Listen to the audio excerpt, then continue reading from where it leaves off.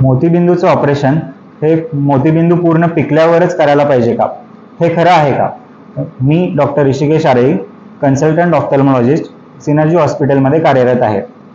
आपण युजली बघतो खूप पेशंट मोतीबिंदू पूर्ण पिकल्यानंतर हॉस्पिटलला येतात आणि मग त्यांना वाटतं की काहीच दिसत नसतं पूर्ण मोतीबिंदू पिकल्यावर, तेव्हा ऑपरेशन करायला पाहिजे. पण असं न करता प्रत्येक पेशंट 50-60 वर्षानंतर रेग्युलर चेकअप ठेवत, म्हणजे मोतीबिंदू जरी पूर्ण पिकला नसेल ह्या स्टेजला आपण जर ऑपरेशन केलं तर मोतीबिंदू पूर्ण पिकल्यानंतर ऑपरेशन करण्याचे जे कॉम्प्लिकेशन्स असतात ते आपण वाचवू शकतो. मोतीबिंदू पूर्ण पिकल्यानंतर कधी कधी लेन्स बसण्याची शक्यता पण कमी असते आणि असेच मोतीबिंदू पूर्ण पिकल्यानंतर काचबिंदू होऊन पाठीमागची जी नस असते ती दाबल्या गेल्यामुळे कायमची नजर ही जाऊ शकते. म्हणून मोतीबिंदूचं हे ऑपरेशन योग्य हे वेळेतच व्हायला पाहिजे. त्यासाठी पेशंटने रेग्युलर चेकअप आपण आपल्या ऑफ्थॅल्मॉलॉजिस्टना दाखवला पाहिजे.